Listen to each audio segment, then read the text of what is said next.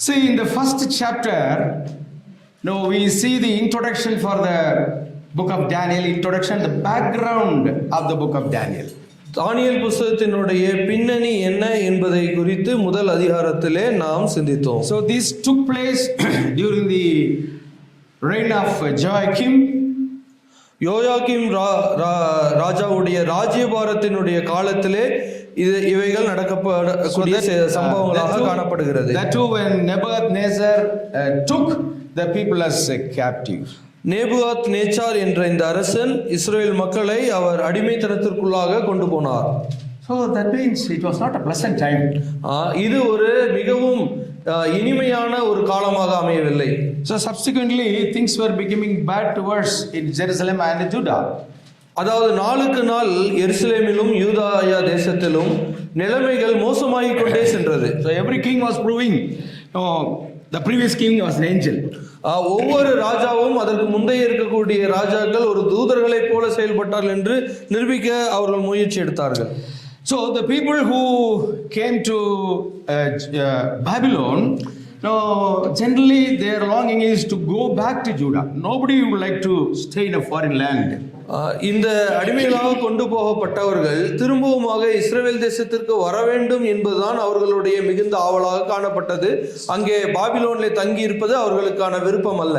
So Daniel's question is, when will we go back? When will I go back and see Jerusalem? That was the desire of Daniel. அப்படி இருக்கும் பொழுது என்றைக்கு எங்களுடைய சுய தேசமாகிய எருசலேமுக்கு நாங்கள் கடந்து செல்வோம் என்பதுதான் அவர்களுடைய ஆசை.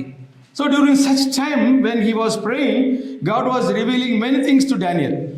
இப்படியான ஒரு நிலைமையிலே தானியேல் ஜெபித்துக் கொண்டிருக்கும் பொழுது தேவன் சில காரியங்களை அவருக்கு தரிசனமாக வெளிப்படுத்துகிறார். So whatever Daniel got as revelation for those people, that is still valid to us also. That is why we are studying the book of Daniel. அதாவது அன்றைக்கு இருந்த மக்கள் இந்த வெளிப்பாட்டை பார்க்கும் பொழுது அவர்களுக்கு என்ன செய்தியை கொடுத்ததோ அதே செய்தி தான் இன்றைக்கு வாழ்ந்து கொண்டிருக்கிற நமக்கும் அது கொடுக்கக்கூடியவைகளாக இருக்கிறது. So they wanted deliverance from exile. அவர்கள் அந்த அடிமைத்தனத்திலிருந்து விடுதலையாக்கப்பட வேண்டும், சிறையிருப்பிலிருந்து விடுதலையாக்கப்பட வேண்டும் என்று நினைத்தார்கள். And in a way we are also in an exile. நாமும் கூட ஒரு வகையிலே சிறையிருப்பிலே காணப்படுகிறோம். So we are also looking forward to deliverance. நாமும் கூட ஒரு விடுதலைக்காக ஆசைப்படுகிறோம். So Daniel also says how we can get that deliverance and when we will get that deliverance. That is what Daniel answers to us. இந்த சிறையிருப்பிலிருந்து எவ்வாறு எப்பொழுது இந்த மீட்பானது காணப்படும் என்று தானியேலும் மற்றவர்களும் நோக்கி இருந்தார்களோ அதே போடைய மனநிலை தான் நமக்கும் காணப்படுகிறது. So in the first chapter we saw the faithfulness of Daniel and his friends. தானியேலும் அவருடைய நண்பர்களும் இந்த தேசத்திலே பாபிலோன் தேசத்திலே எப்படியாக உண்மையாக வாழ்ந்தார்கள் என்பதை சிந்தித்தோம். So their decision not to defile themselves with the food of the king.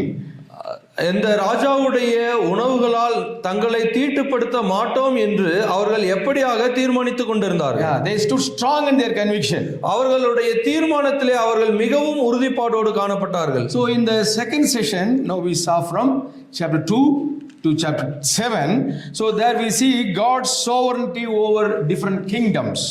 இரண்டாவது அதிகாரத்திலிருந்து ஏழாவது அதிகாரம் வரைக்கும் நாம் சிந்தித்த பொழுது தேவன் ராஜ்யபாரங்களின் மேல் அவருடைய திட்டத்தை குறித்ததான காரியங்களை நாம் சிந்தித்தோம். So during these chapters primarily deal with how to live in a foreign land. இந்த அதிகாரங்களை நாம் வாசிக்கும் பொழுது சுய தேசம் அல்லாத ஒரு இடத்திலே எப்படியாக தேவனுக்காக வாழ வேண்டும் என்பதை இவைகள் போதிக்கிறது.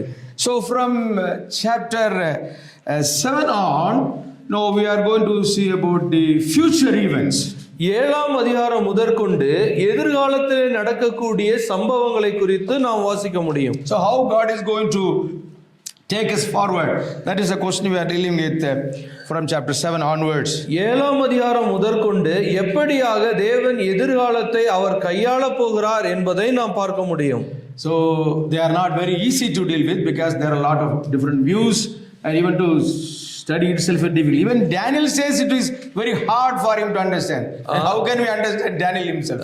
இவைகள் மிகவும் கடினமானதாக காணப்படுகிறதற்கான காரணம் பல்வேறு விதமான கோணங்கள் இதற்கான விளக்கங்களிலே காணப்படுகிறது. தானியேலே இவைகளை புரிந்து கொள்வதற்கு கடினம் என்றால் இன்றைக்கு வாசிக்கக்கூடிய நமக்கும் மிகவும் கடினமான ஒரு சவாலாக அமைகிறது. So narratives are very easy for us to study and to draw lessons. அதாவது பொதுவாக சம்பவங்களை வாசித்து அதிலிருந்து பாடங்களை கற்றுக்கொள்வது எளிமையானது. But the prophetic visions are symbolic. Now are we giving the right things to the symbols? That is a basic question. தீர்க்க தரிசன காரியங்களை குறித்து பார்க்கும் பொழுது அநேக காரியங்கள் உவமைகளாக அல்லது எடுத்துக்காட்டுகளாக கொடுக்கப்பட்டிருக்கிறதை நாம் பார்க்க முடியும். So when we say 1000 years, does it mean actual 1000 calendar years or a longer period? That's a question. சிலர் இப்படியாக சொல்லுவதுண்டு, உண்மையாகவே 1000 வருடம் என்பது நம்முடைய கால அட்டவணையின்படியே 1000 வருடமா அல்லது ஒரு நீண்ட காலத்தை குறிக்கக்கூடிய ஒரு சொல்லா என்ற ஒரு வாதம் வைக்கப்படுகிறது. So there are many questions which are very difficult for us to answer, but it's better the fact we take delight in studying the book of Daniel. இப்படியாக பல்வேறு விதமான கேள்விகள் ஒரு சவாலாக நமக்கு முன்பாக அமைகிறது. Now our third passage, our third session will cover Daniel chapter 8 and 9. இப்பொழுது நாம் பார்க்கக்கூடியவைகளிலே தானியேல் புத்தகத்தின் 8வது 9வது அதிகாரத்தை நாம் சிந்திக்க போகிறோம். So in Daniel chapter 8 also we see Daniel's vision. In that vision we see that Daniel sees a ram and the goat. தானியேல் இந்த 8வது அதிகாரத்திலே பார்க்கும் பொழுது ஒரு தரிசனத்தை அவர் காண்கிறார். ஒரு ஆட்டுக்கடாவையும் வெள்ளாடையும் குறித்து பார்க்கக்கூடியதை இங்கே வாசிக்கிறோம். So ram and the goat. வெள்ளாடு ஒரு ஆட்டுக்கடா. ஆட்டுக்கடா ஃபர்ஸ்ட் சொல்லுங்க, வெள்ளாடு ரெண்டா சொல்லுங்க. ஆட்டுக்கடா. Okay. That's very important. Ram and the goat. ஆட்டுக்கடா வெள்ளாடு. Now earlier also we in chapter 7 we saw some beasts, animals. 7வது அதிகாரத்திலே சில மிருகங்களை குறித்து அங்கே நாம் வாசித்தோம். But those animals are not real animals that we see today.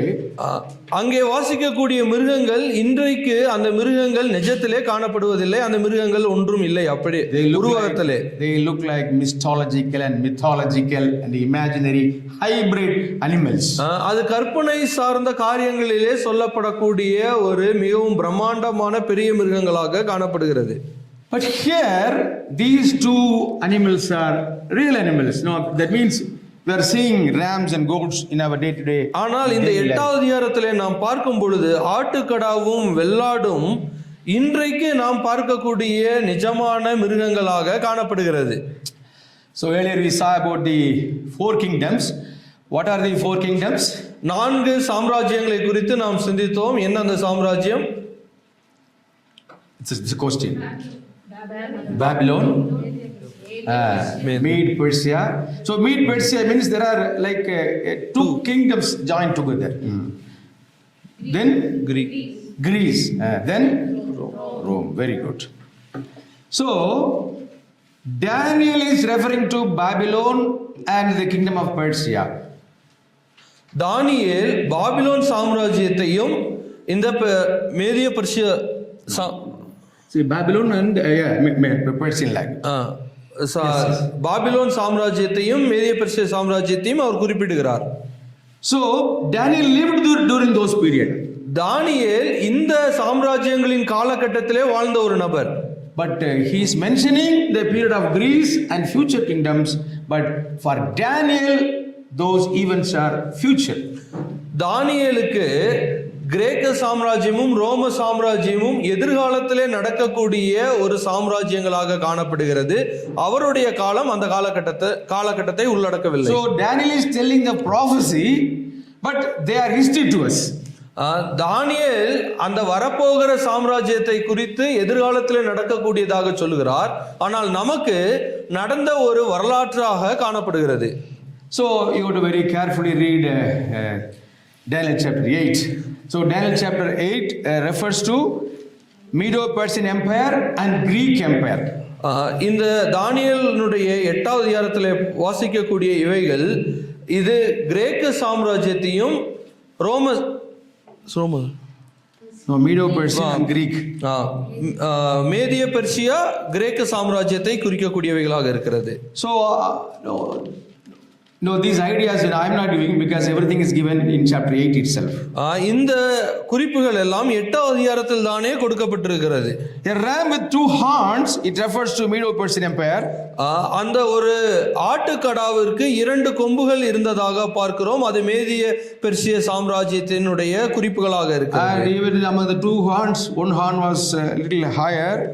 அந்த 2 கொம்புகளிலே ஒன்று அது மேலோங்கினதாக காணப்படுகிறது. That it refers to Mede and Persian Empire. These அது மேதிய பெர்சிய சாம்ராஜ்யத்தை குறிக்கக்கூடியவைகளாக இருக்கிறது. Then we see about the goat. This goat refers to Greek Empire. அடுத்ததாக வெள்ளாட்டு கடாவை குறித்து பார்க்கிறோம். அது கிரேக்க சாம்ராஜ்யத்தை குறிக்கிறது. So this goat, see, there is a fight between these two ram and goat, and finally the goat wins. இந்த ஆட்டுக்கடாவிற்கும் வெள்ளாட்டு கடாவிற்கும் இடையே ஒரு சண்டையானது மூழுகிறது. அதிலே இறுதியாக வெள்ளாட்டுக்கடா வென்றெடுக்கிறது. That means, so the Medo-Persian Empire comes to an end. மேதிய பெர்சியாவினுடைய இந்த சாம்ராஜ்யம் வீழ்ந்ததைத்தான் இது குறிக்கிறது. Earlier in chapter 5 we saw the Babylonian kingdom fell, and now we see Medo-Persian Empire also will fall. இதற்கு முன்பாக பாபிலோன் சாம்ராஜ்யத்தையும் வீழப்போகிறது என்பதை குறித்து நாம் சிந்தித்தோம். இப்பொழுது இங்கே மேதிய பெர்சிய சாம்ராஜ்யம் வீழும் என்பதை குறித்து வாசிக்கிறோம். No, it will fall. Medo-Persian will fall, and next Greece is going to come. மேதிய Persia சாம்ராஜ்யம் அது வீழ்ந்து போகும். அதற்கு பின்பாக கிரேக்க சாம்ராஜ்யம் உருவாகும். And in this goat is having a horn, a very big horn. இந்த வெள்ளாட்டு கடாவுக்கு ஒரு பெரிய கொம்பானது காணப்படுகிறது. So that is not given here, but that horn refers to Alexander the Great.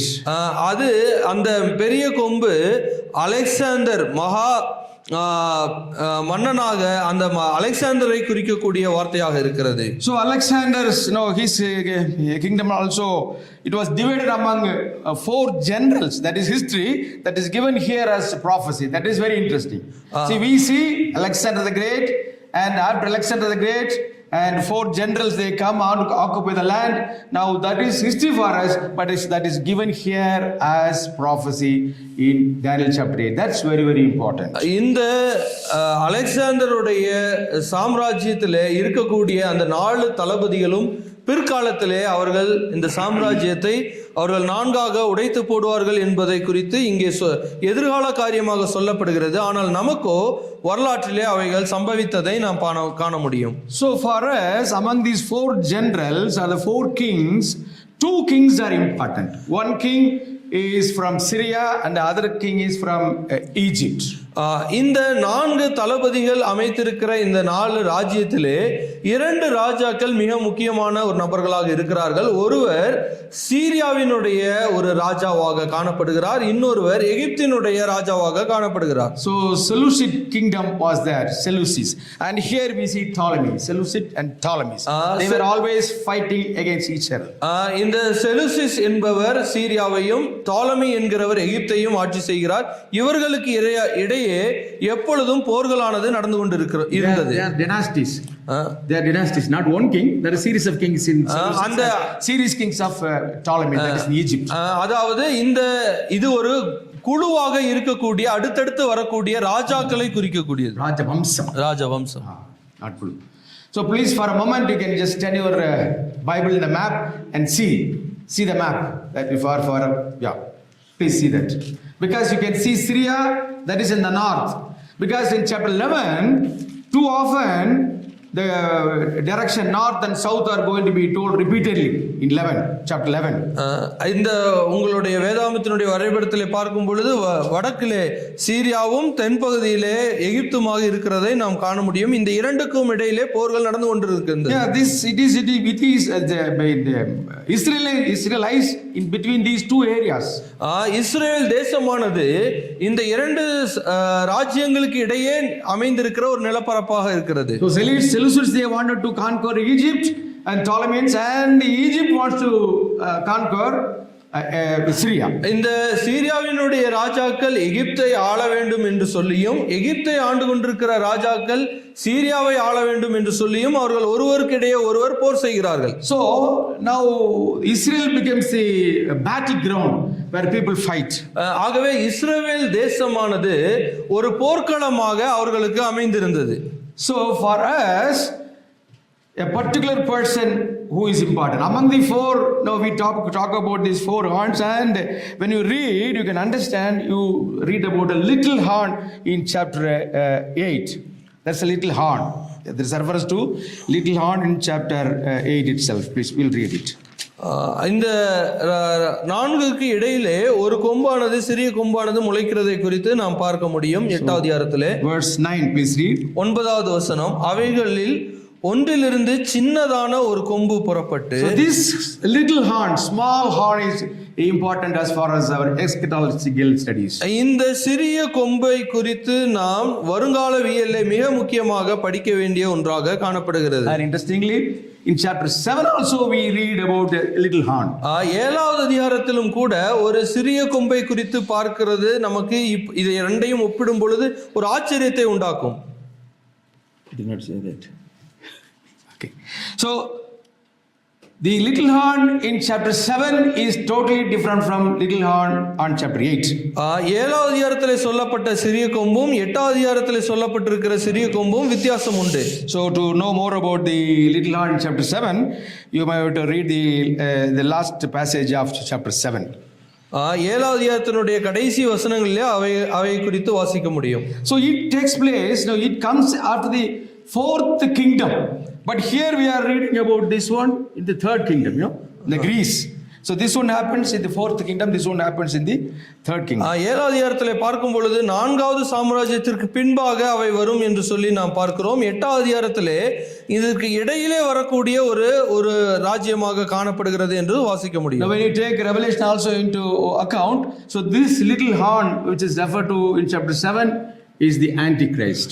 இந்த தானியேல் 7வது அதிகாரத்திலே சொல்லப்பட்டிருக்கிற கொம்பானது அந்தி கிறிஸ்துவை குறித்து சொல்லப்பட்டிருக்கிறதாக நாம் வெளிப்படுத்தல் விசேஷத்திலே நாம் பார்க்க முடியும். But in chapter with the little horn we see, he is not the Antichrist, but he is the type of an Antichrist. ஆனால் 8வது அதிகாரத்திலே சொல்லப்பட்டிருக்கிற இந்த சின்னதான ஒரு கொம்பு அது அந்தி கிறிஸ்துவை குறித்து சொல்லவில்லை, ஆனால் அந்தி கிறிஸ்துவை போல இருக்கக்கூடிய இன்னொரு அரசனை குறித்து சொல்லப்படுகிறது. So among the Seleucid king, now you see this small horn. This small horn refers to a small king. Horn means strength, that means a king. So this person, he is known as Antiochus Epiphanes. Antiochus Epiphanes. இந்த சீரிய தேசத்தை ஆண்டு கொண்டிருக்கக்கூடிய அந்த ராஜ வம்சத்திலே இருந்து வரக்கூடிய ஆந்தியோகஸ் எபிஃபானஸ் என்று சொல்லக்கூடிய அந்த ஒரு ராஜாவை குறிக்கக்கூடிய ஒரு வார்த்தையாக இருக்கிறது. So Antiochus, the Antioch, the king of Antioch, and Epiphanes means he is raising himself to the level of God. Antiochus God, that is what he is saying. ஆந்தியோகஸ் எபிஃபானஸ் என்று சொல்லும் பொழுது அவன் தன்னை தேவனுக்கு நிகராக ஒப்புமைப்படுத்தக்கூடிய ஒரு நிலைமையிலே அவன் காணப்பட்டான். See, while he was engaging in battle, he comes to Jerusalem and he defiles the temple. அந்த போர்கள் நடந்து கொண்டிருக்கக்கூடிய அந்த காலகட்டத்திலே எருசலேம் தேசத்திற்கு வந்து அந்த தேவாலயத்தை அவன் இடித்து போடுகிறான். And he stops the worship and preaching the word of God. Law was an offense, that's what he said, and he prohibited circumcision. He prohibited all the Judaic practices and introduced Hellenistic, that is Greek culture, forcibly into Judah. அவன் இப்படியாக எருசலேமுக்கு வந்து அங்கே ஆராதனை நிறுத்தி போடுகிறான். அங்கே தேவாலயத்தில் செய்யப்படக்கூடிய முறைமைகளை எல்லாம் நிறுத்தி போட்டு விருத்த சேதன முறைமைகளை அவன் நிறுத்தி போடுகிறான். அது மட்டுமல்ல, கிரேக்க சாம்ராஜ்யத்தினுடைய அவர்களுடைய வழிபாட்டு முறைகளை கட்டாயப்படுத்தி இஸ்ரவேல் தேசத்தின் மேல் திணித்தான். So, but nobody could control him, but somehow suddenly death came to him and his life ends. ஒருவரும் அவனை கட்டுப்படுத்த முடியாதவனாக காணப்பட்டான். திடீரென்று அவனுடைய வாழ்க்கையும் முடிந்து போகிறது. And he sacrificed a pig on the altar தேவாலயத்தினுடைய பலிபீடங்களிலே பன்றிகளை அவன் பலியிடுகிறவனாயிருந்தான். And he also erected statues of his god there. அவர்களுடைய தேவர்களை என்னுடைய சிலைகளை அவன் உருவாக்கினான். So he brought the total end to the Judaic system and culture. யூத முறைமைகளினுடைய செயல்பாடுகளுக்கு ஒரு முற்றுப்புள்ளியை வைக்கக்கூடிய ஒரு நபராக காணப்பட்டார். So but death came to him suddenly, and until his death nobody could control him. திடீரென்று அவனுக்கு மரணமானது சம்பவித்தது. ஆனால் அது வரைக்கும் அவனை கட்டுப்படுத்த இயலாத ஒரு காரியமாக இருந்தது. So after that, அதற்கு பின்பாக, so in Judah some revolution takes place. As a result, Maccabees, they come to power for a shorter period. இதற்கு பின்பாக யூத தேசத்திலே சில புரட்சிகள் ஏற்பட்டு மெக்காபிஸ் அவர்கள் சிறிய காலத்திற்கு ஆட்சி அமைக்கிறார்கள். Yes, at that time they cleaned the temple. அந்த காலகட்டங்களிலே தான் தேவாலயத்தை அவர்கள் பரிசுத்தப்படுத்த ஆரம்பித்தார்கள். They rededicate the temple. அவர்கள் திரும்பவுமாக அர்ப்பணித்தார்கள் தேவாலயத்தை. They lightened they lit light to temple. தேவாலயத்திற்கு உயிர் கொடுத்தார்கள். So one of the celebrations, that is Hanukkah, the function of lights, it comes at this time. இந்த ஒரு காலகட்டத்திலே தான் வெளிச்சங்களுடைய பண்டிகை என்று சொல்லக்கூடிய அந்த முறைமைகளானது உருவாக்கப்பட்டது. So we read this in the gospel also. அதை நாம் சுவிசேஷத்திலே நாம் வாசிக்க முடியும். So now in chapter 8 we read about these Antiochus Epiphanes. இந்த 8வது அதிகாரத்திலே ஆன்டியோகஸ் எபிபானஸ் என்று சொல்லக்கூடிய இந்த ராஜாவை குறித்து தான் நாம் இங்கே வாசிக்க போகிறோம். So I will repeat it. This is history for us, but as far as Daniel is concerned, it was a prophecy. நமக்கு இது நடந்த வரலாற்று சம்பவமாக இருக்கிறது. ஆனால் தானியேலுக்கு எதிர்காலத்திலே நடக்கக்கூடிய சம்பவமாக தீர்க்க தரிசனமாக சொல்லப்படுகிறது. So just read chapter 8 verse 9 onwards for 8வது அதிகாரம் 9வது வசனத்திலிருந்து நாம் சில வசனங்களை வாசிக்கலாம். 9 to 12 we can read. 9லிருந்து 12 வரைக்கும். அவைகளில் ஒன்றிலிருந்து சின்னதான ஒரு கொம்பு புறப்பட்டு தெற்கும் கிழக்கும் எதிராகவும் சிங்காரமான தேசத்துக்கும் that beautiful land is Israel. Judah. சிங்காரமான தேசம் என்பது யூதா தேசத்தை, இஸ்ரவேல் தேசத்தை குறிக்கிறது. நேராகவும் மிகவும் பெரியதாயிற்று. அது வானத்தின் சேனை பரியந்தம் வளர்ந்து அதன் சேனையாகிய நட்சத்திரங்களில் சிலவற்றை பூமியிலே விழப்பண்ணி அவைகளை மிதித்தது. அது சேனையினுடைய அதிபதி பரியந்தமும். So the Antiochus Epiphanes is acting upon the direction of Satan. That is what it means. So there is satanic force behind Antiochus Epiphanes. அவனுக்கு பின்பாக சாத்தானுடைய செயல்பாடுகள் இருந்ததாக இந்த வசனங்கள் குறிப்பிடுகிறது. தன்னை உயர்த்தி அவரிடத்திலிருந்து அன்றாட பலியை நீக்கிற்று. அவருடைய பரிசுத்த ஸ்தானம் தள்ளுண்டது. பாதகத்தின் நிமித்தம் அன்றாட பலியோடும் கூட சேனையும் அதற்கு ஒப்பு கொடுக்கப்பட்டது. அது சத்தியத்தை கரையிலே தள்ளிற்று. அதை கிரியை செய்து அனுகூலமாயிருந்தது. Okay, we'll read from same chapter 22 to 27. 22லிருந்து 27. So the explanation is given here. அது முறிந்து போன பின்பு அதற்கு பதிலாக 4 கொம்புகள் எழும்பினது என்னவென்றால், அந்த ஜாதியிலே 4 ராஜ்யங்கள் எழும்பும். ஆனாலும் அவனுக்கு இருந்த வல்லமை அவைகளுக்கு இராது. அவர்களுடைய ராஜ்யபாரத்தின் கடைசி காலத்திலோ வென்றால் பாதகருடைய பாதகம் நிறைவேறும் போது மூர்க்கமும் சூதான பேச்சும் உள்ள சாமர்த்தியமான ஒரு ராஜா எழும்புவார். Samarthyaman Raja. It talks about that King Antiochus Epiphanes. In a cunning way, he came to power, and to some extent he also cheated Jews. தந்திரமான முறையிலே அவன் ராஜ்யபாரத்தை அமைத்து யூதர்களையும் அவன் தன்வசப்படுத்துவான். அவனுடைய வல்லமை பெருகும். ஆனாலும் அவனுடைய சுயபலத்தினால் அல்ல, அவன் அதிசயமான விதமாக அழிவுண்டாகி அனுகூலம் பெற்று கிரியை செய்து பலவான்களையும் பரிசுத்த ஜனங்களையும் அழிப்பான். அவன் தன் உபாயத்தினால் வஞ்சகத்தை கைகூடி வர பண்ணி தன் இருதயத்தில் பெருமை கொண்டு நிர்விசாரத்தோடு இருக்கிற அநேகரை அழித்து அதிபதிகளுக்கு அதிபதியாய் இருக்கிறவருக்கு விரோதமாய் எழும்புவான். ஆனாலும் அவன் கையினால் அல்ல, வேறு விதமாய் முறித்து போடப்படுவான். ராப்பகல்களின் தரிசனம் சத்தியமாய் இருக்கிறது.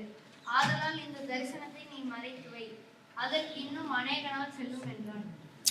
So this man almost behaves like a Antichrist. So in he's the- a shadow of Antichrist. இந்த அந்தியோகஸ் எபிஃபானஸ் என்று சொல்லக்கூடிய இந்த ராஜா ஒரு அந்தி கிறிஸ்துவை போலவே அவன் செயல்பட்டான். So in chapter 11, we read more detail, historical, not the prophetic, but the historical details of these Antiochus Epiphanes, the kings of the north and kings of the south are given in chapter 11. இந்த தானியேல் புஸ்தகத்தின் 11வது அதிகாரத்திலே இந்த வட தேசத்திற்கும் தென் தேசத்திற்கும் இடையே இருக்கக்கூடிய வரலாற்று சம்பவங்களாக அவைகள் எழுதப்பட்டிருக்கிறது. Okay, now we will come to chapter 9. 9வது அதிகாரத்திற்கு நாம் கடந்து வருவோம். So Daniel chapter 9 is a prayer of Daniel. 9வது அதிகாரத்தை நாம் பார்க்கும் பொழுது தானியேலுடைய ஒரு மிக முக்கியமான ஜெபமாய் இருக்கிறது. Daniel's prayer. தானியேலுடைய ஜெபம். So Ezra 9 and Nehemiah 9 also deal with prayer.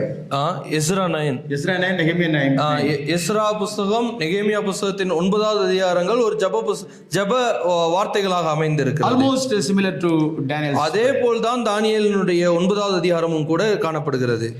It's very difficult to cover the entire chapter 9 in a short spell, but still we will try. Please you read slowly, I will give comment on that. கல்தேயருடைய ராஜ்யத்தின் மேல் ராஜாவாக்கப்பட்ட மேதிய குலத்தானாகிய அகாஸ்வேருவின் புத்திரனான தரியு ராஜ்யபாரம் பண்ணுகிற 1ஆம் வருஷத்திலே தானியேல் ஆகிய நான் எருசலேமின் பால் கடிப்புகள் நிறைவேறி தீர 70 வருஷம் செல்லும் என்று 70 years of desolation. 70 வருடங்கள் இந்த சிறைவாசம் செல்லும். கர்த்தர் எரேமியா தீர்க்கதரிசியோடே சொல்லிய வருஷங்களின் தொகையை புஸ்தகங்களால் அறிந்து கொண்டேன். நான் உபவாசம் பண்ணி ரட்டிலும் சாம்பலிலும் உட்கார்ந்து தேவனாகிய ஆண்டவரை ஜெபத்தினாலும் விண்ணப்பத்தினாலும் தேட என் முகத்தை அவருக்கு நேராக்கி என் தேவனாகிய கர்த்தரை நோக்கி. So now he understands, he reads the book of Jeremiah. எரேமியா புஸ்தகத்தை தானியேல் வாசித்து சில காரியங்களை புரிந்து கொள்கிறார். So from the book of Daniel Jeremiah he understands this exile period is only for 70 years. இந்த எரேமியா புஸ்தகத்தை வாசிக்கும் பொழுது இந்த சிறைவாசம் என்பது 70 வருடங்கள் சென்று நிறைவடையும் என்று சொல்லி தானியேல் புரிந்து கொள்கிறார். So in a way he is happy. அவர் ஒரு விதத்திலே அவர் சந்தோஷம் அடைகிறார். So he understands from the scripture and based on that he is turning to God. He is praying. That's important. அந்த எரேமியா புஸ்தகத்தை வாசித்த பொழுது இந்த 70 வருட சிறைவாசத்தை பற்றி அறிந்து கொண்டதன் விளைவாக அவர் தேவனை நோக்கி அவர் ஜெபிக்கிறார். So when you read the scripture you will also come across a lot of real truths. So that will direct you to God. So reading the scripture will direct you to prayer to God. நாமும் கூட வேதாகமத்தை நாம் வாசிக்கும் பொழுது அவைகள் சில காரியங்களை நமக்கு வெளிப்படுத்தும். அதன் வாயிலாக நம்மை ஜெபத்திற்கு நேராக அவைகள் உந்தி தள்ளும். So now the prayer starts. இப்பொழுது ஜெபமானது துவங்குகிறது. Oh Lord, up to 6 please read quickly.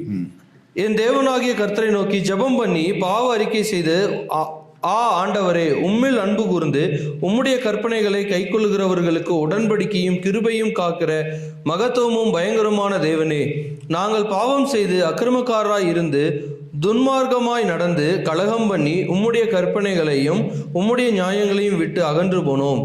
உமது நாமத்தினாலே எங்கள் ராஜாக்களோடும் எங்கள் பிரபுக்களோடும் எங்கள் பிதாக்களோடும் தேசத்தினுடைய சகல ஜனங்களோடும் பேசின தீர்க்கதரிசிகளாகிய உம்முடைய ஊழியக்காரருக்கு செவி கொடாமற் போனோம். So up to 6. Yeah. Okay, very good. So what is he doing? He is confessing sin. இங்கே அவர் தங்களுடைய பாவங்களை அவர் அறிக்கை செய்கிறார். So what is the sin that Daniel committed? தானியேல் எந்த பாவம் செய்தார்? Daniel did not commit any sin. தானியேல் எந்த பாவத்தையும் செய்யவில்லை. But Judah they committed sin. ஆனால் யூத தேசமானது பாவத்தை செய்தது. So he is identifying himself with the nation and he is confessing the sin of தன்னை இந்த யூதா தேசத்தோடே அவர் ஒன்றுபடுத்தி அந்த பாவத்திற்காக அறிக்கை செய்கிறார். So he is appealing to the faithfulness of God and he is also appealing to the covenant that God made with Israel. தேவனுடைய உண்மை தன்மையும் தேவன் உடன்படிக்கையை காக்கிறவர் என்பதையும் அவர் உறுதியாக காண்பிக்கிறார். So on that basis he is asking God to be gracious, but at the same time he is repenting. அவர் இந்த சூழ்நிலையிலே அவர் தேவனிடத்திலிருந்து கிருபைக்காக அவர் ஜெபித்து அதே நேரத்திலே மனம் திரும்புதலுக்காகவும் அவர் காரியங்களை செய்கிறார். So in the prayer, confession of sins, confession of individual sins, confession of our sin of our church, and even sin of our nation is very, very important. நாம் நம்முடைய வாழ்க்கையிலே தனிப்பட்ட விதத்திலும் சரி, சபையாகவும் சரி, தேசமாகவும் சரி, பாவ அறிக்கை செய்ய வேண்டியது அவசியமாக இருக்கிறது. Now, we may not commit any active sin, but too often we don't share the gospel to others, and we do not encourage others. There are many such sins, definitely individually and as church we commit. So it's our responsibility to confess our sins individually and collectively. சில வேளையிலே நாம் பாவத்தை செய்யாமல் இருக்கலாம், ஆனால் சுவிசேஷத்தை பகிராமலோ அல்லது மற்றவர்களை தேவபக்திக்கு நேராக உற்சாகப்படுத்தாமலோ இப்படியான பாவங்கள் செய்கிறவர்களாக இருக்கலாம். எனவே நாம் சபைக்காகவும் தேசத்திற்காகவும் பாவ அறிக்கை செய்ய வேண்டியவர்களாக இருக்கிறோம். See, Daniel is always he knows about the book of Deuteronomy. Due to the book of Deuteronomy is always in his mind. தானியேலுக்கு எப்பொழுதுமே உபாகம புத்தகத்தினுடைய காரியங்கள் தன்னுடைய மனதிலே கொண்டிருந்த நபராக இருந்தார். Not only to Daniel, even for Jesus Christ. Now Jesus Christ quoted many verses from the book of Deuteronomy. தானியேலுக்கு மட்டுமல்ல, இயேசு கிறிஸ்துவும் கூட உபாகம புத்தகத்தை தான் அதிகமாக கையாண்டு அவர் பேசி இருக்கிறார். So Deuteronomy was a standard. Any deviation from the book of Deuteronomy will be considered to be violation. உபாகம புத்தகம் தான் ஒரு நிலையான அளவுகோலாக காணப்படுகிறது. அந்த புத்தகத்திற்கு இடதோ வலதுமோ அது விலகக்கூடிய எந்த ஒரு காரியமும் பாவமாக கருதப்படுகிறது. In Deuteronomy chapter 28, 29 and 30 we see the covenantal blessings and covenantal curses when you disobey. உபாகம புத்தகத்தினுடைய 28, 29 அதிகாரத்திலே வாசிக்கும் பொழுது இந்த தேவனுடைய வார்த்தையை பின்பற்றுவதனால் வரக்கூடிய உடன்படிக்கையின் ஆசீர்வாதங்களும் பின்பற்றாமல் போவதனால் அந்த உடன்படிக்கையிலிருந்து வரக்கூடிய சாபமும் கூட என்ன என்பதை வாசிக்கிறோம். Chapter 28, Deuteronomy chapter 28 verse 1. If you indeed obey the Lord your God and are careful to observe all his commandments I am giving you today, the Lord your God will elevate you above all the nations of the earth. 28வது அதிகாரம் 1வது வசனத்தில் இப்படியாக வாசிக்கிறோம். இன்று நான் உனக்கு விதிக்கிற உன் தேவனாகிய கர்த்தருடைய கட்டளைகளின்படி எல்லாம் செய்ய நீ கவனமாய் இருக்கும்படிக்கு அவர் சத்தத்திற்கு உண்மையாய் செவி கொடுப்பாயானால் உன் தேவனாகிய கர்த்தர் பூமியில் உள்ள சகல ஜாதிகளிலும் உன்னை மேன்மையாக வைப்பார். 15வது வசனம். இன்று நான் உனக்கு விதிக்கிற உன் தேவனாகிய கர்த்தருடைய எல்லா கற்பனைகளின்படியும் கட்டளைகளின்படியும் நடக்க கவனமாய் இருக்கிறதற்கு அவர் சத்தத்திற்கு செவிகொடாதே போவாயாகில் இப்பொழுது சொல்லப்படும் சாபங்கள் எல்லாம் உன்மேல் வந்து உனக்கு பலிக்கும். Please read 36 and 37. 36, 37. கர்த்தர் உன்னையும் உனக்காக நீ ஏற்படுத்தி கொண்ட ராஜாவையும் நீயும் உன் பிதாக்களும் அறியாத ஜாதிகளிடத்துக்கு போக பண்ணுவார். அங்கே நீ மரமும் கல்லுமான அந்நிய தேவர்களை சேவிப்பாய். கர்த்தர் உன்னை கொண்டு போய்விடும் எல்லா ஜனங்களுக்குள்ளும் பிரமிப்பும் பழமொழியும் பரியாச சொல்லுமாவாய். Okay, this is what will happen. Now if you are enjoying worshipping idols, God will take you to the land of idols and will make you to worship that idols. நீங்கள் இந்த விக்கிரக ஆராதனை செய்வதிலே நீங்கள் மனமுவந்து சந்தோஷத்தோடு செய்வீர்கள் என்றால் தேவன் உங்களை கைவிட்டு அதை சேவிக்கும்படியாக உங்களை அவர் அடிமைத்தனத்திற்குள்ளாக சிறைவாசம் அனுப்புவார். So this was told nearly 1400 years before Christ. கிறிஸ்துவுக்கு முன்பாக ஏறத்தாழ 1400 வருடங்களுக்கு முன்பாக சொல்லப்பட்ட வசனங்களாக இருக்கிறது. But before Christ, in the 6th century, the kings were taken captive to other lands. கிறிஸ்துவுக்கு முன்பாக 6வது நூற்றாண்டிலே இந்த பாபிலோன் இந்த ராஜாக்கள் எல்லாரும் அவர்களை சிறைப்படுத்தி கொண்டு போனார்கள். Yes. So you see, long before even kings were established, it was told your kings will be taken captive. That's what it says. ராஜாக்கள் உருவாவதற்கு முன்பாகவே தேவன் உங்கள் ராஜாக்களை அவர்கள் சிறைப்படுத்தி கொண்டு போவார்கள் என்று சொல்லி தீர்க்க தரிசனமாக எழுதுகிறார். So that's what actually has happened here. இதுதான் இந்த வசனங்களிலே நாம் வாசிக்கிறோம். But at the same time, it also says that when you call upon the Lord in that foreign land, and if you repent, and I will take you back. That is also God's promise. நீங்கள் அந்த வேறு தேசத்திலே தேவனிடத்திலே மனம் திரும்பி உண்மையாக பாவ அறிக்கை செய்தீர்கள் என்றால் திரும்பவும் தேவன் உங்களை கொண்டு வருவார் என்பதுதான் அவர்களுக்கு கொடுக்கப்பட்ட உடன்படிக்கை. So please quickly read the next passage, Daniel chapter 9 verse 7 to 9. Please read. Daniel chapter 9, 7 onwards. ஆண்டவரே, நீதி உமக்கு உரியது. உமக்கு விரோதமாக செய்த துரோகங்களின் நிமித்தம் உம்மாலே சமீபமும் தூரமான எல்லா தேசங்களிலிருந்து துரத்தப்பட்டிருக்கிற யூத மனுஷரும் எருசலேமின் குடிகளும் சகல இஸ்ரவேலரும் ஆகிய நாங்கள் இந்நாளில் இருக்கிறபடியே வெட்கம் எங்களுக்கே உரியது. ஆண்டவரே, உமக்கு விரோதமாக பாவம் செய்தபடியால் நாங்களும் எங்கள் ராஜாக்களும் எங்கள் பிரபுக்களும் எங்கள் பிதாக்களும் வெட்கத்துக்குரியவர்களானோம். அவருக்கு விரோதமாக நாங்கள் கலகம் பண்ணி அவர் தீர்க்கதரிசிகளாகிய தம்முடைய ஊழியக்காரரை கொண்டு எங்களுக்கு முன்பாக வைத்த அவருடைய நியாயப்பிரமாணங்களின்படி நடக்கத்தக்கதாக நாங்கள் அவருடைய சத்தத்திற்கு செவிகொடாமற் போனோம். ஆனாலும் எங்கள் தேவனாகிய ஆண்டவரிடத்தில் இரக்கங்களும் மன்னிப்புகளும் உண்டு. Yes, this is the basis on which he is pleading with God, based upon the faithfulness of God, the covenantal promises of God, and his grace of God. தேவனுடைய கிருபையும் தேவனுடைய உண்மையும் தேவனுடைய உடன்படிக்கையின் அனுகிரகத்தை வைத்துக் கொண்டு இந்த தானியேல் இங்கே ஜெபிக்கிறார். Okay, please read from verse 17 onwards.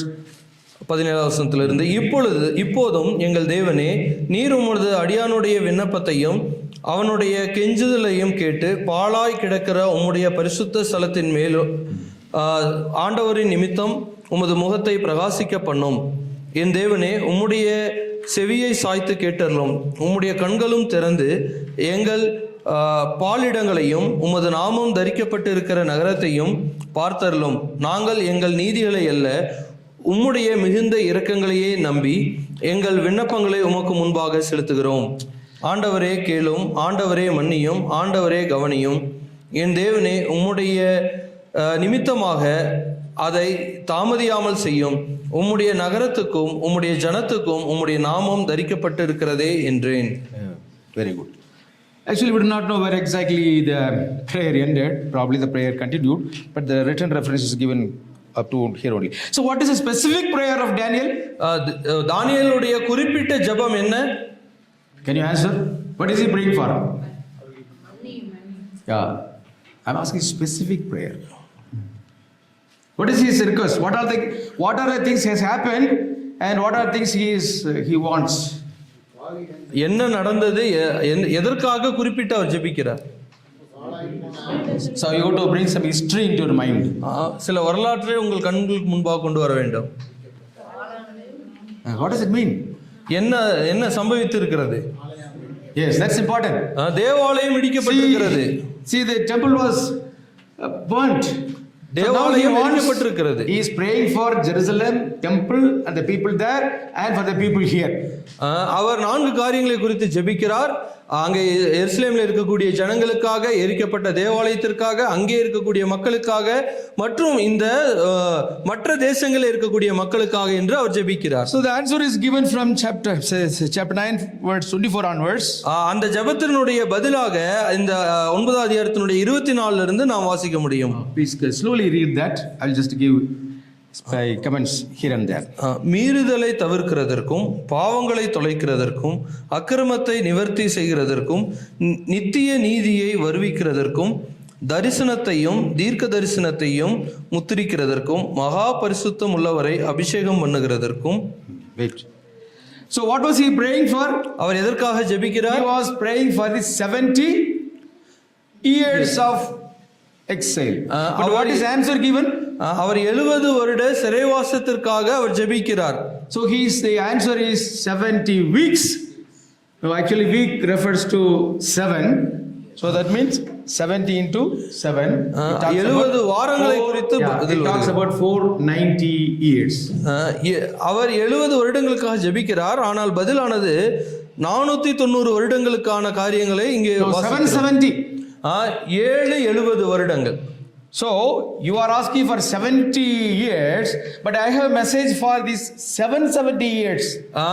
தானியேல் 70 வருடத்திற்காக ஜெபிக்கிறார். ஆனால் அவருக்கு கிடைக்கப்பெற்ற பதிலோ 70 வருடங்களுக்கான காரியங்கள். In the Old Testament also we see, in the book of Genesis also we see the week refers to 7 years. 7 வாரங்கள் வருடங்களை குறிக்கிறது. Yeah, 1 week 7, because no, actually Jacob wants to marry Rachel, so for which Rachel's father says, you fulfill her week.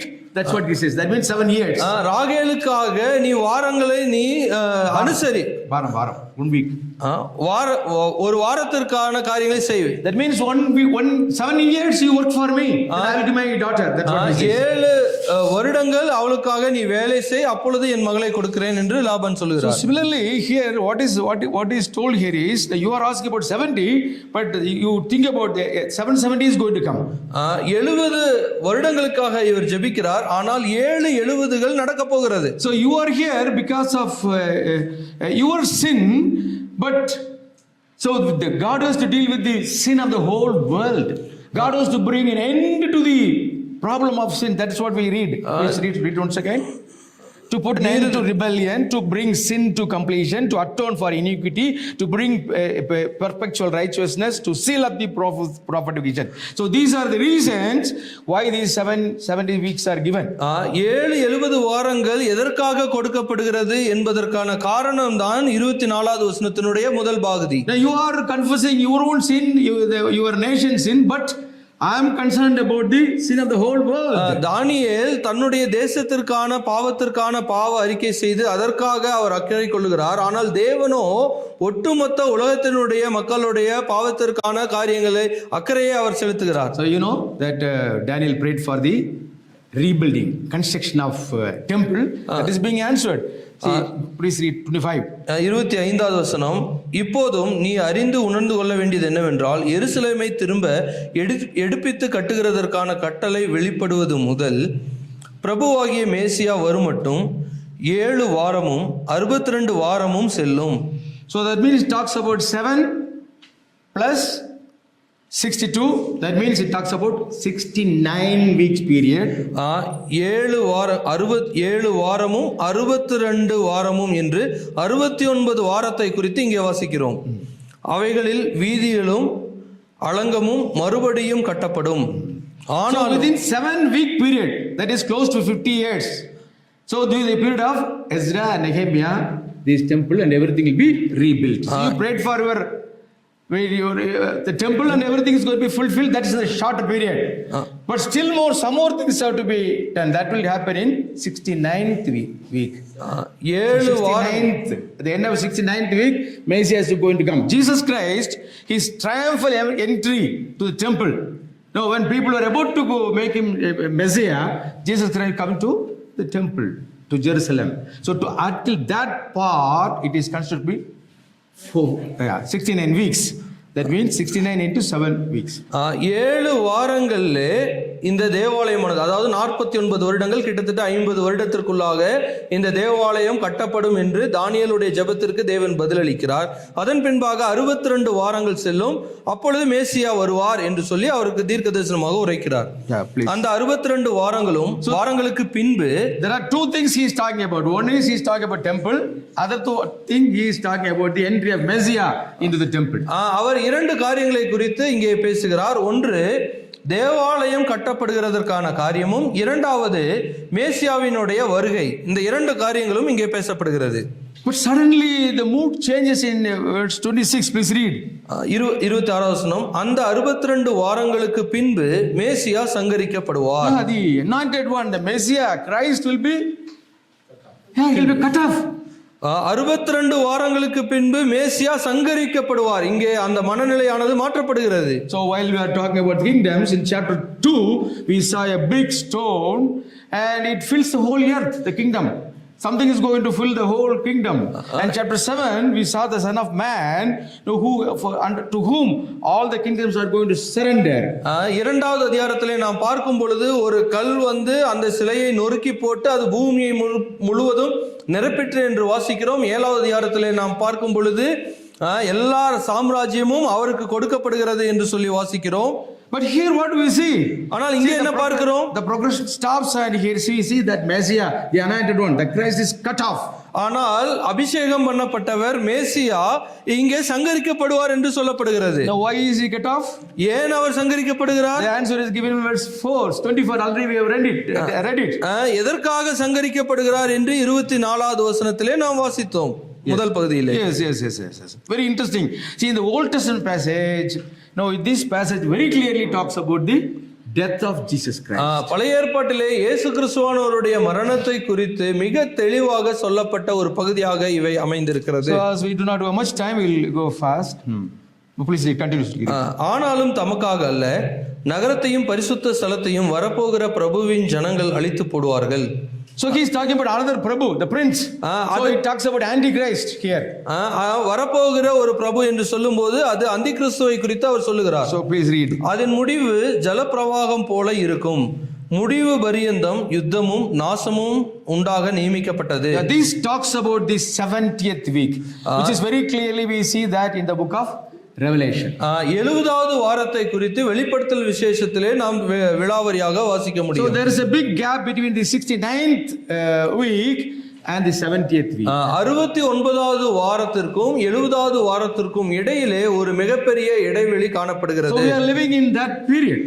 நாம் அந்த இடைவெளி காலத்திலே தான் வாழ்ந்து கொண்டிருக்கிறோம். So for us the 70th week and whatever is going to happen in future, that is very important. That will affect our way of life. அந்த 70வது வாரம் வரப்போகிற ஒரு காலங்களாக இருக்கிறது. அந்த காலங்கள் இப்பொழுது இருக்கிற நம்மை அது பாதிக்கக்கூடியதாக இருக்கும். So please read. அவர் ஒரு வாரமளவும் அநேகருக்கு உடன்படிக்கையை உறுதிப்படுத்தி. So the Antichrist is going to make covenant with Jews.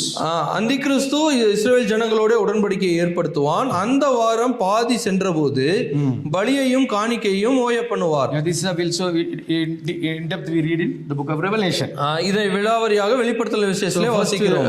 So during the tribulation period, the later period is great tribulation. That's what we see. முதல் 3 வருடங்கள் உபத்திரவ காலம், பின்பதாக மகா உபத்திரவ காலம் என்று அங்கே வாசிக்க முடியும்.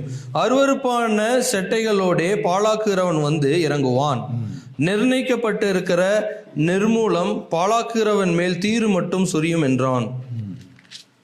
So here in chapter 8 we see about the type of the Antichrist and we see actual Antichrist what is going to do. 8வது அதிகாரத்திலே அந்தி கிறிஸ்துவை போல இருக்கக்கூடிய வேறொரு ராஜாவை குறித்து வாசிக்கிறோம். ஆனால் 9வது அதிகாரத்திலே நிஜமாக வரப்போகிற அந்தி கிறிஸ்துவை குறித்து இங்கே பார்க்கிறோம். So Daniel was praying for 70 years of deliverance for only 70 years, but he is talking about a greater event. தானியேல் 70 வாரங்களுக்காக அவர் ஜெபிக்கிறார். ஆனால் அதற்கான பதிலாக ஒரு மிகப்பெரிய சம்பவத்தை குறித்து அந்த விளக்கம் இங்கே கொடுக்கப்படுகிறது. So Daniel is concerned about the deliverance of small group of people, but here we see deliverance of a greater number of people in a continuously and permanent way through Christ we are going to be delivered. That's what we read. தானியேல் ஒரு சிறு குழுவாக இருக்கக்கூடிய ஒரு தேசத்திற்கான விடுதலைக்காக அவர் ஜெபிக்கிறார். ஆனால் ஒரு மிகப்பெரிய ஒரு உலகத்தினுடைய எல்லா மக்களுக்குமான நிரந்தர விடுதலை குறித்ததான பதில் அவருக்கு கிடைக்கப்பெறுகிறது. So in the 8th chapter we read about the Medo-Persian, the conflict between the Medo-Persian kingdom and the Greece, the kingdom of Greece. மேதிய Persia சாம்ராஜ்யத்திற்கும் கிரேக்க சாம்ராஜ்யத்திற்கும் இடையே இருக்கக்கூடிய யுத்தங்கள், போர்களை குறித்து அங்கே வாசித்தோம். So finally we see that one small horn that is from the Greek kingdom, this Antiochus Epiphanes will come and he will behave as if the Antichrist. அந்த சிறிய கொம்பாக ஆன்டியோகஸ் எபிபேனஸ் என்று சொல்லக்கூடிய இவன் அந்தி கிறிஸ்துவை போல வந்து அவன் செயல்படுவான் என்பதை குறித்து அங்கே வாசித்தோம். Primarily we see that the temple is defiled, but anyway in a short while it was revived. அதற்கு பின்பாக அங்கே தேவாலயமானது கரைப்படுத்தப்பட்டு அங்கே சிதைக்கப்படுகிறது. ஆனால் சிறிய காலங்களுக்கு பின்பாக திரும்ப அதை எடுப்பித்து கட்டப்படுகிறது. So in chapter 9 we see the prayer of Daniel. Daniel prays for only for his people, but the answer is given for the entire world. தானியேல் தேவனிடத்தில் அவர் ஜெபிக்கிறார். அவர் இஸ்ரவேல் தேசத்தினுடைய விடுதலைக்காக ஜெபிக்கிறார். ஆனால் தேவன் ஒரு மிகப்பெரிய திட்டத்தினுடைய பதிலாக அவர் வெளிப்படுத்துகிறார். So in the chapter 9 we read about Christ and we also read about Antichrist. Antichrist. இந்த 9வது அதிகாரத்திலே கிறிஸ்துவை குறித்தும் அவருக்கு எதிராக இருக்கக்கூடிய அந்தி கிறிஸ்துவை குறித்தும் இங்கே வாசித்தோம். So God has been gracious to us to reveal all these greater truths. தேவன் கிருபையாக நமக்கு இப்பேற்பட்ட மிக பிரதான ஒரு சத்தியங்களை நமக்கு அவர் வெளிப்படுத்தி So இருக்கிறார். what are we supposed to do? நாம் இப்பொழுது என்ன செய்ய வேண்டும்? So we have to prepare for that future kingdom. நாம் தேவனுடைய வரப்போகிற ராஜ்யத்திற்காக நம்மை நாமே ஆயத்தப்படுத்திக் கொள்ள வேண்டும். So may God bless you.